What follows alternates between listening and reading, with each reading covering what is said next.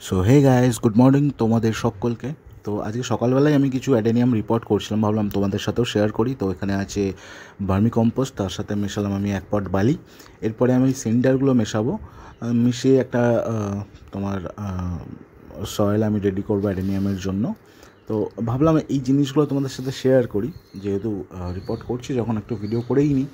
তো এই দেখতে পাচ্ছ, এগুলো সিডিং বে থেকে তুলে আনা, মোটামুটি একটু বড় হয়েছে। এগুলো সবই ডিএইচে অ্যারাবিকাম প্রজাতির গাছ।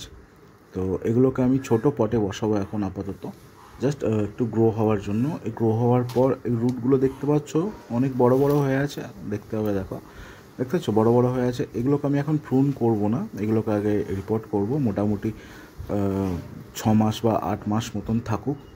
এই পরবর্তী বছরে তোমার শীতের শেষের দিকে এগুলোকে পর থেকে তুলে রুট প্রুন করে ভালো করে একটুখানি শুকিয়ে তারপর আমি গাছগুলোকে আবার রিপোর্ট করব। আপাতত এই ছোটো পটেই থাকবে, যাতে বেটার হয় জিনিসগুলো।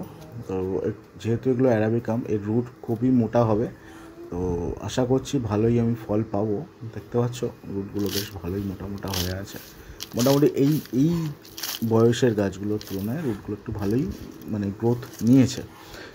সো আপাতত 9টা বসালাম, এখনও কতগুলো আছে। টবের যা দাম বলছে, চারিদিক ঘোরাফেরা করছি, অনেক দাম বলছে।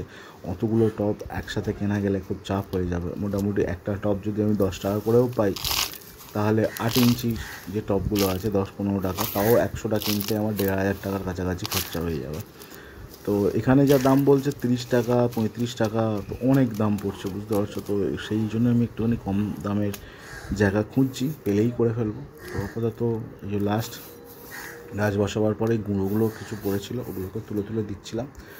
তো এইভাবেই তো আমার 9খানা গাছ বসানো হলো। এবার দেখতে হবে সব কটা গাছগুলোকে। এই দেখো, সব কটা গাছকে আমি ঠিকঠাক করেই বসিয়ে রেখেছি। এরপর কিছুই না, জাস্ট একটু জল দিয়ে সাইড করে বসিয়ে রাখবো।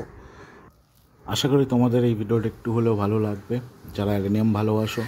আমি তো অ্যাডেনিয়াম খুবই ভালোবাসি, এর জন্য রোজ বকা খাই। চলো টাটা, পরের ভিডিওর জন্য অপেক্ষা করো, বাই বাই।